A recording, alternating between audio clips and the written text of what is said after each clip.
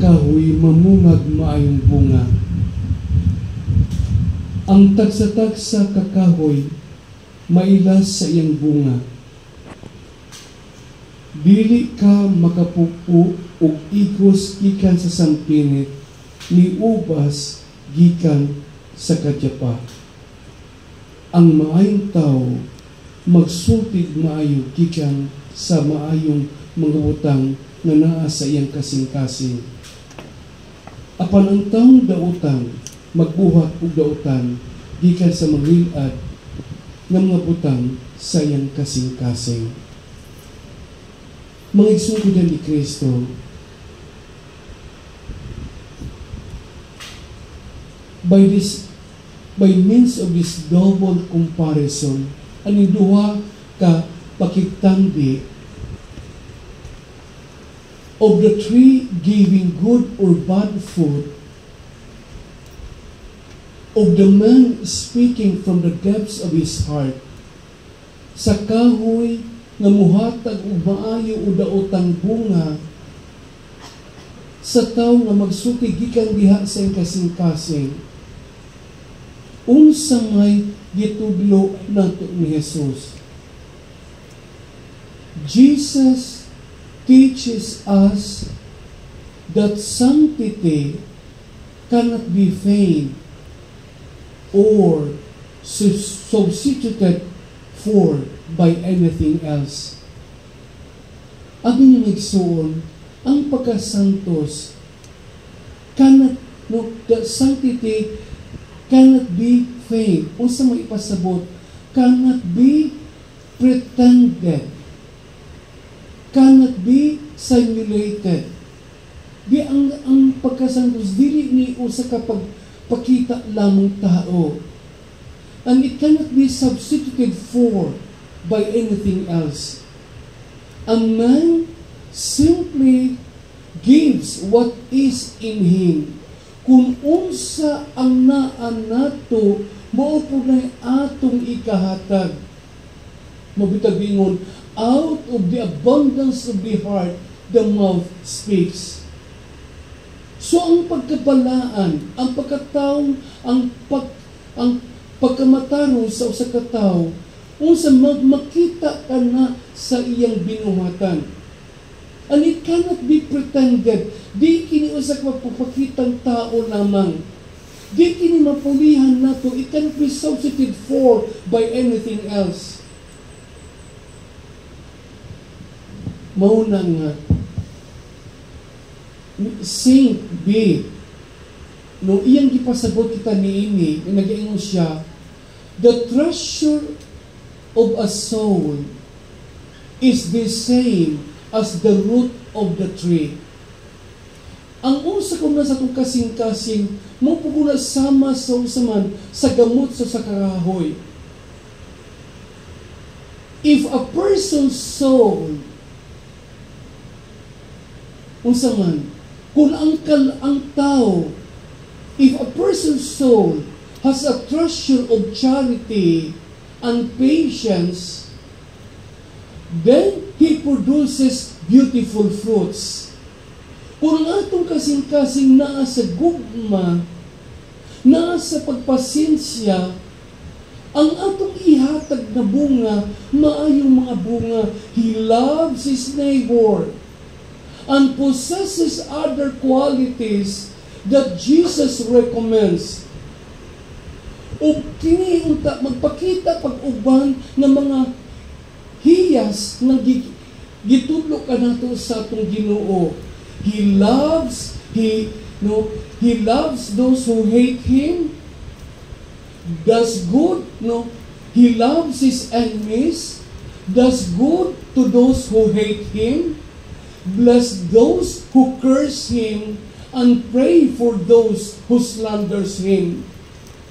So ang tao na naang gugma, naang pagpasensya, di lang kahigugmaon niyang isig kataw, but iyang higugmaon gani usab ang iyang kaaway, iyang panlanginan, ang mga tao nga naang kasukukan niya, buhatan niya maayo ang mga tao na nasilag kaniya.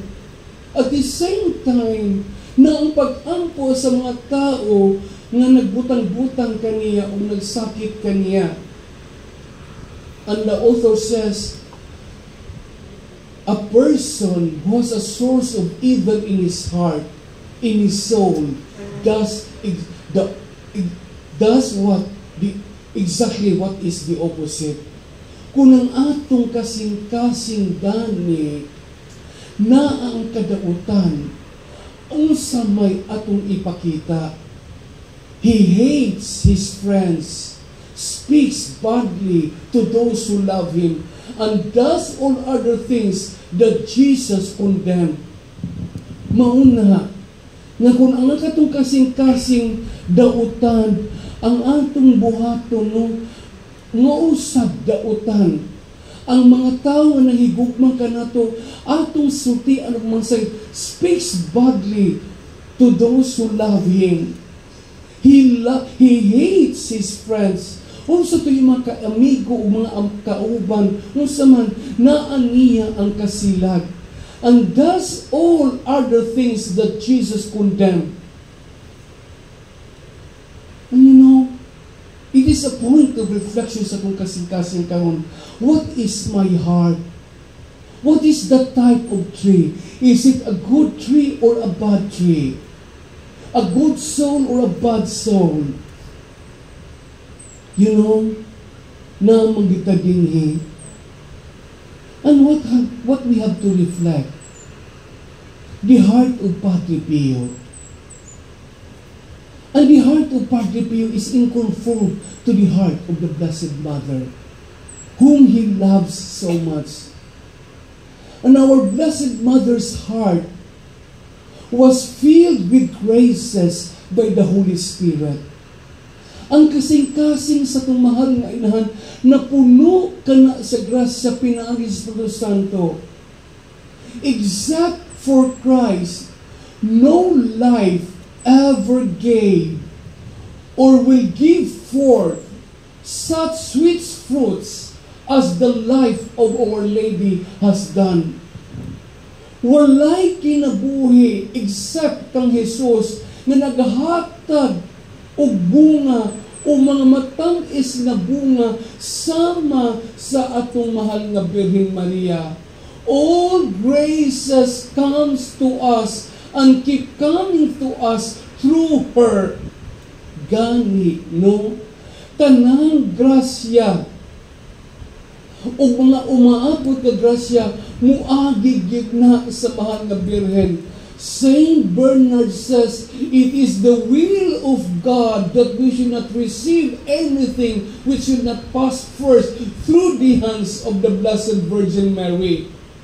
Kabubuton baya sa Dios nga di ta makadawat, nga dili mo agi una diha sa itong mahal nga inahan. Above all, Jesus comes to us through the Blessed as the fruit of her most pure womb.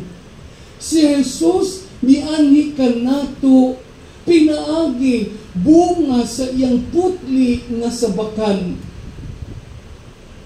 We have all received what? The best advice from her. Do whatever she tells you.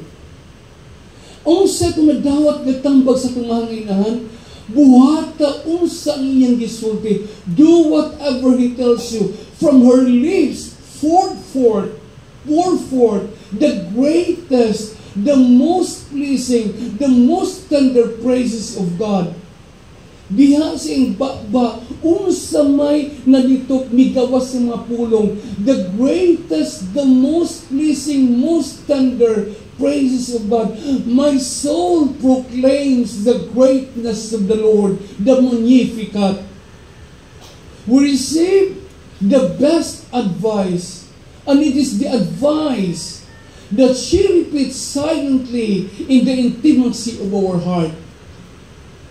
Unsa man ang tambag kanunay nga itong madungogis kong kasing-kasing nagikan sa itong mahal ng inahan.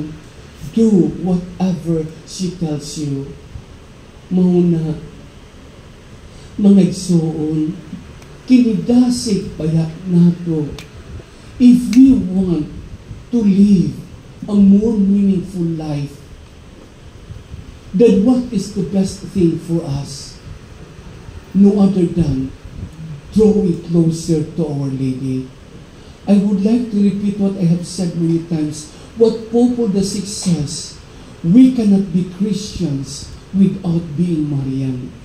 The more Marian we are, the more Christians we are. Di kita mahimong tinuod na Kristiyano kung di kita tinuod nga Mariano. Naan nato kin kita filial love and devotion to Our Lady. Gani, kinsa man ang atong tigpanalipod. Saint Jerome, it was Saint Jerome who gave her that title, Stella Maris.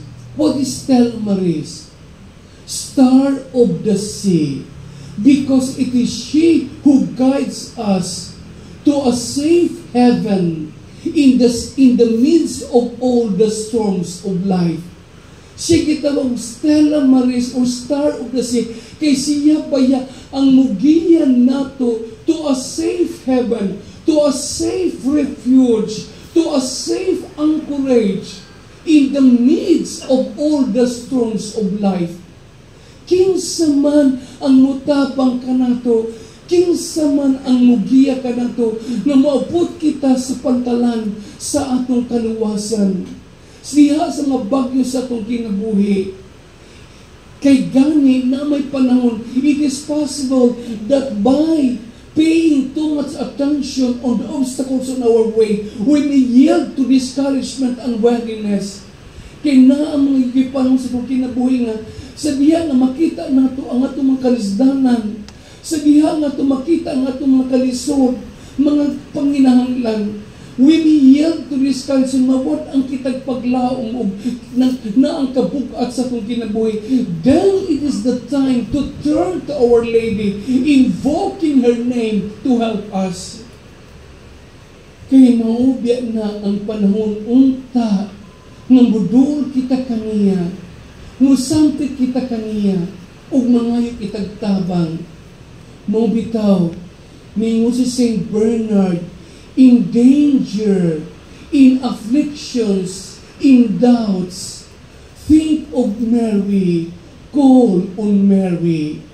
Kaya nga naman, mato pa ni St. Bernard, if she takes you by the hand, you will never fall.